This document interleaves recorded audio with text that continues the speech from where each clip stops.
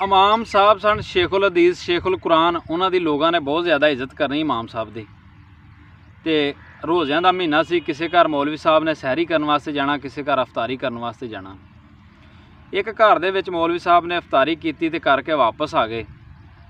जो वापस आए तो उस बंदे की औरत उन्होंने आंदी घर वाले अपने भी इत्थे पैसे रखे सन, मैं तुसां वेखे तो नहीं। बंदा आंदा भी मैं नहीं वेखे। उन्होंने दोवां जियां दे ज़हन च आ गया भी मौलवी चोर है, मौलवी साडे पैसे लै गया। हुण मौलवी नाल नाम ही ना लैण ते किसी नूं भी ना दसन भी मौलवी चोर है अपना, लेकिन वो बंदे का ना रवैया चेंज हो गया। इमाम मस्जिद नाल उन्होंने दुआ सलाम लैना मिलना गिलना घट कर दिता।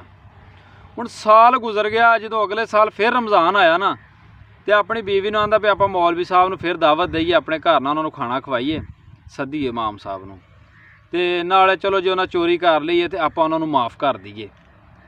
वो बेगम ने भी आख्या भी ठीक है, रजामंदी होगी भी इमाम साहब नूं सद्दो तो पिछले जी चोरी की पिछले साल की माफ़ कर दी।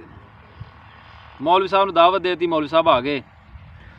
जो दावत खा ली ना तो बंदा आंदा मौलवी साहब मैं तेरे नाल गल तो नहीं करनी चाहता, पिछले साल तुसीं आए सी तो इस तरह साढ़े पैसे ना तुसीं लै गए सी ते असां तुहानूं ना वो माफ़ करना चाहते हैं।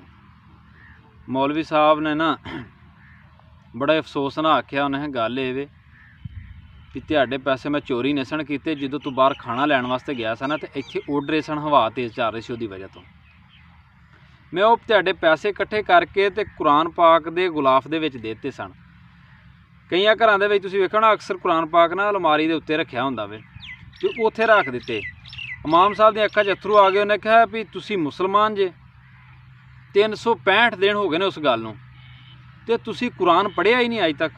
जे तुसीं कुरान चुक के पढ़ लेंदे तो ना तुसीं मैनूं चोर कहिंदे ते ना तुहाडे दिल विच इन्नी देर मेरे वास्ते बदयांती रहिंदी भी इमाम साहब चोर ने। इस तरह सानूं गौर करनी चाहिए भी असीं कई मुसलमान ऐसे हैं भी जिन्हां ने कुरान पाक जिहड़े ने ना उस बंदे वांगू गुलाफ पा के रख छड़े ने, लेकिन असीं पढ़ते नहीं। जरूर पढ़िया करो तो ये अमल करया करो, तुहाडी दुनिया भी बन जानी है तो आखरत भी बन जानी।